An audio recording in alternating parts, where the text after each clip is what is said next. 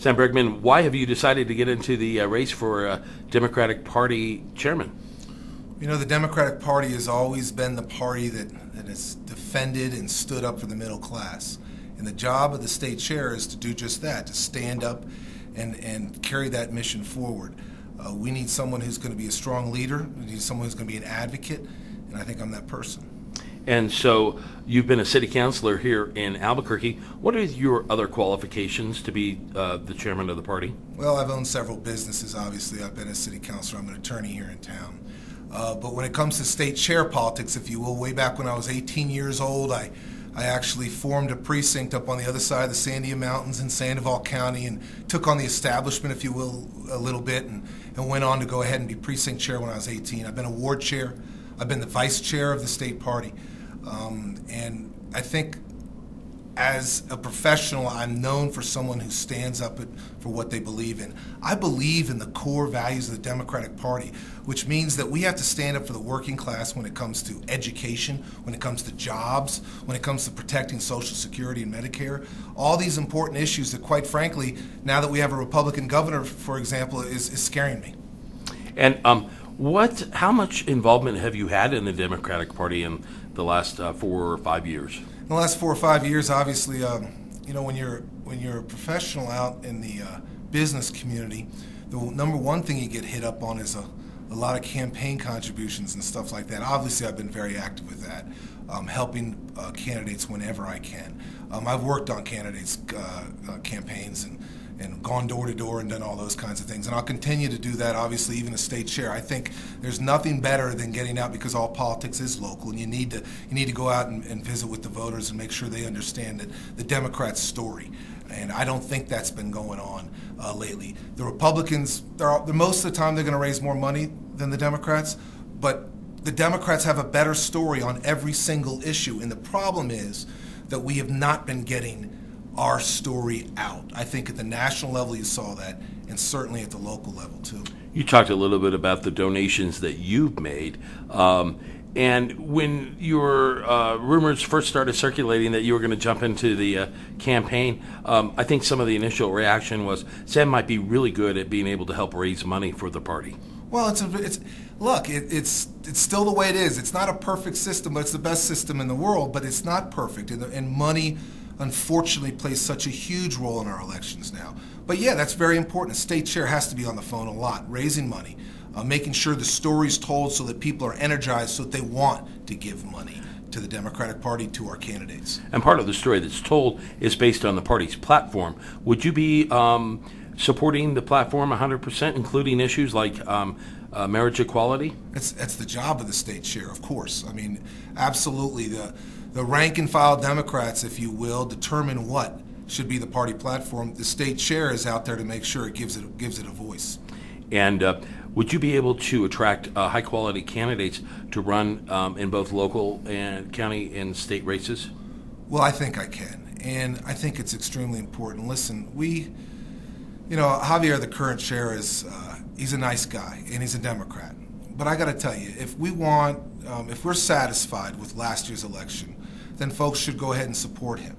But the fact of the matter is we lost 8 legislative seats. We lost a congressional seat. We lost the governor's office. If we do the same thing with the same state chair over the next 2 years, we're going to get the same result. We've got to change it. We've got to come back a lot stronger in 2012. And that's something I plan on doing by working with folks in these contested races. And you'd also have to work with some of the state's senior Democrats. Do you have the backing of both of the U.S. Senators, Bregmam and Udall, in your campaign? Well, I'm fortunate to tell you that both of them are good friends of mine. I don't know that they'll be taking a side in this particular race. One thing the next state chair has to focus on is getting Senator Bregman reelected. He's going to be up in 2012, and obviously that's very, very important to the state and to the country because he's a hell of a leader. As far as Tom Udall is concerned, Senator Udall, obviously he's a dear friend of mine as well. I don't know how involved they're going to be, but you know what, more importantly than some of that, I'm really looking for the rank and file Democrats. I want their support, because if I have their support, I know we're going to get our story out and we're going to have some effective, strong leadership. Well, and it's that rank and file that is praising you and thinking you might be able to be great at raising money They want to know what would be your strategy of getting those 8 House seats back.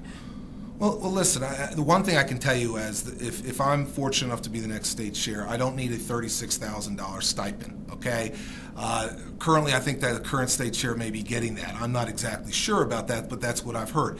$36,000 instead of going to a state chair, if I'm state chair, is going to go directly into contested legislative races. In fact, we need to have a coordinated campaign. We have not had an effective coordinated campaign in some time now. And I think it's really critical that we, from all the way from the president who's running for re-election, all the way down to the county clerk, that the state Democratic Party is doing everything we possibly can to make sure that all those campaigns are getting whatever funding we can get to them, and that we're getting our message out in each one of those races. And the messages that are delivered during the campaign for chairman can be either positive or negative. And some early negatives, people criticized you because of your profession as a defense attorney, saying that, the fact that you represented both of the V Hills and folks like Mark Herrera could be a negative and remind voters of some of the allegations of corruption in the state. How do you overcome those criticisms? Well, first of all, they're silly criticisms. I'm a lawyer doing my job, and I think I've done a pretty good job of that, of standing up for my clients. I like to help people.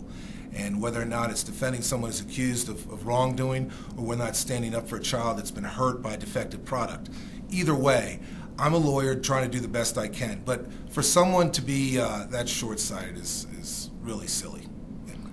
At the end of the day, what really inspires you when you're thinking about not only the campaign but being elected? What's your motivation? Why do you think you're passionate enough to be the chairman?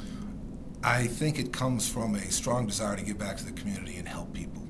I've been doing that as a professional for some time now. I like helping people, and politics is a way to get the working middle class, if you will's message out, to tell a story about what direction this state and this country is going to go in. I want to use some of the skills that I've learned and developed over the years to make this state a better place for the middle class. And that means a green economy. It means standing up. The Democrats are right on every issue just about when it comes to the general public. We are right when it comes to the environment. We're right when it comes to education. We're right when it comes to jobs and the economy. We're right when it comes to so many of these issues, but unfortunately we haven't been getting our story out. And I think that's why at the national level and at the state level, why we were beat up last time. In 2012, we need to come back stronger than ever, because we're going to get our story told. And if I get the chance as state chair, I'm going to make sure that story is heard. Also, we don't have the luxury anymore of having the governor's office controlled by a Democrat. We now have a Republican who I think is going to assault the middle class time and time again, not saying it, but in her actions. We've already seen her already dismantle environmental regulations. Shame on her for that. There's so many different levels that the state chair needs to hold this Republican governor's feet to the fire when it comes to her rhetoric and when it comes to her actions.